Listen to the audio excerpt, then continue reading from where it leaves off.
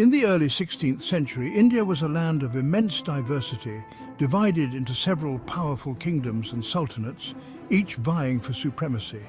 The subcontinent was a mosaic of cultures, languages and traditions, with each region boasting its own unique identity and history. The political landscape was fragmented, with rulers constantly engaging in battles and forming alliances to expand their territories and influence. One such kingdom was the Delhi Sultanate, ruled by Sultan Ibrahim Lodi. The Delhi Sultanate had been a dominant force in northern India for over 3 centuries, but by the early 1500s, it was facing internal strife and external threats.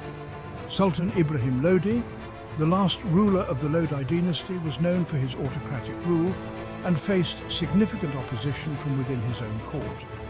But in 1526, a new power emerged from the north, led by a determined leader, Zahir-ud-Din Muhammad Babur, a descendant of Timur and Genghis Khan.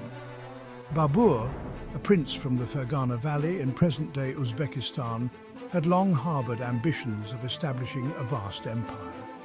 After a series of failed attempts to conquer Samarkand, he turned his attention towards India, a land of immense wealth and opportunity. The stage was set for a battle that would change the course of Indian history.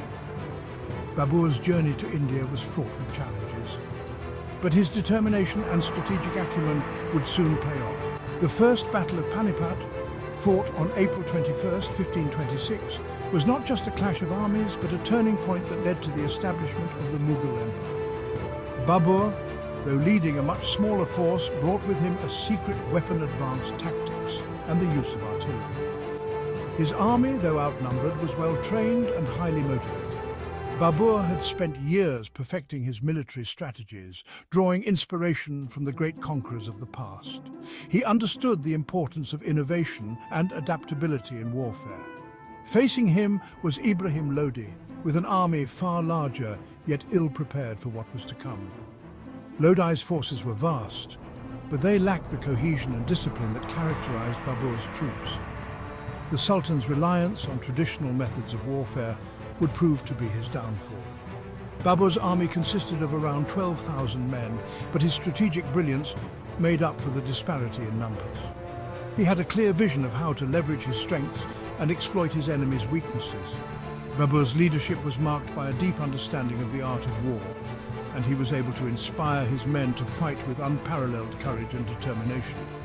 Using the Ottoman technique of tulugma, Babur divided his army into flanks, center and reserves. This innovative approach allowed him to maintain flexibility on the battlefield and respond swiftly to changing circumstances. The tulugma tactic involved the use of rapid maneuvers and feigned retreats to confuse and demoralize the enemy. His most notable innovation was the use of field artillery, a weapon that Ibrahim Lodi's army had never encountered before. Babur's cannons were not just tools of destruction, they were symbols of a new era in warfare. The thunderous roar of the artillery would soon become a defining feature of the battle. The cannons proved decisive. As Lodi's cavalry charged forward, they were met with the deafening roar of Babur's artillery. The psychological impact of the cannons was immense, causing panic and confusion among Lodi's troops. The battlefield was soon engulfed in smoke and chaos, with the Sultan's soldiers struggling to maintain their formations. As Lodi's cavalry charged forward, they were met with the deafening roar of Babur's artillery. The Sultan's soldiers, unaccustomed to such weaponry, found their formations collapsing in the chaos. The sheer power of the cannons shattered the morale of Lodi's troops, making it impossible for them to regroup and mount a coordinated counterattack. The Sultan's soldiers, unaccustomed to such weaponry, found their formations collapsing in the chaos. Babur's use of artillery not only broke the morale of Lodi's troops, but also created disarray in his ranks, making it impossible for the much larger army to regroup effectively. The battlefield was soon littered with the bodies of fallen soldiers, a testament to the devastating effectiveness of Babur's tactics. Babur's use of artillery not only broke the morale of Lodi's troops, but also created disarray in his ranks, making it impossible for the much larger army to regroup effectively. The Sultan's forces were in complete disarray, with soldiers fleeing in all directions. The once formidable army of Ibrahim Lodi was now a shattered remnant of its former self. In addition to artillery, Babur's tactical genius came into play. His forces created defensive barriers using carts and trenches known as the Araba system, protecting his soldiers from direct cavalry attacks. This defensive strategy allowed Babur's troops to hold their ground and repel repeated assaults by Lodi's forces. His forces created defensive barriers using carts and trenches, known as the Araba system, protecting his soldiers from direct cavalry attacks. The Araba system was a testament to Babur's ingenuity and adaptability. By creating a network of defensive positions, he was able to neutralize the numerical advantage of Lodi's army. While Lodi's forces attempted repeated charges, they were unable to break through Babur's lines. The Sultan's cavalry, once considered invincible, was now rendered ineffective by Babur's well-coordinated defenses. The battlefield was a scene of relentless struggle, with Babur's soldiers holding the line against overwhelming odds. After hours of intense battle, Ibrahim Lodi was killed in combat, alongside 20,000 of his soldiers. His death marked not just the end of the battle, but the end of the Delhi Sultanate's dominance in northern India. The fall of Ibrahim Lodi was a turning point in Indian history, signaling the rise of a new power that would reshape the subcontinent. His death marked not just the end of the battle, but the end of the Delhi Sultanate's dominance in northern India. The battlefield was strewn with the bodies of fallen soldiers, a grim reminder of the high cost of war. The once mighty Delhi Sultanate had crumbled, and in its place, a new empire was born. The First Battle of Panipat was a decisive victory for Babur. The once mighty Delhi Sultanate had crumbled, and in its place, a new empire was born. Babur's triumph was not just a military victory, it was a testament to his vision and leadership. The Mughal dynasty, which began with this battle, would go on to shape the history, culture, and architecture of India for centuries.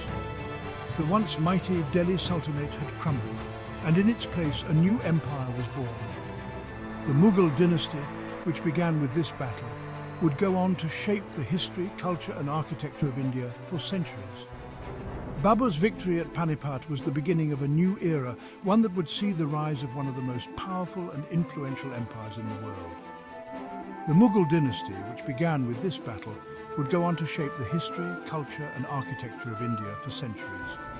The Mughals brought with them a rich cultural heritage, blending Persian, Central Asian, and Indian influences to create a unique and enduring legacy.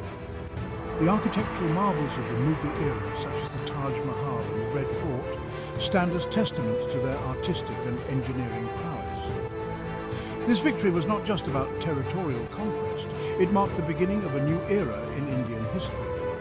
Under Babur and his successors, the Mughal Empire would grow into one of the most powerful and influential empires in the world, leaving an indelible mark on the subcontinent. The Mughals introduced new administrative systems, promoted trade and commerce, and fostered a vibrant cultural and intellectual environment. Under Babur and his successors, the Mughal Empire would grow into one of the most powerful and influential empires in the world, leaving an indelible mark on the subcontinent. The Mughal rulers were known for their patronage of the arts, literature, and science, leading to a flourishing of creativity and innovation. The empire's administrative and military systems set new standards for governance and organization.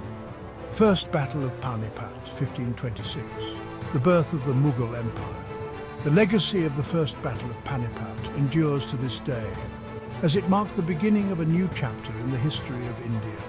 The Mughal Empire, with its rich cultural heritage and lasting contributions to art, architecture, and governance, remains a defining period in the subcontinent's history. The battle was not just a moment of conquest, but a pivotal event that shaped the destiny of a nation.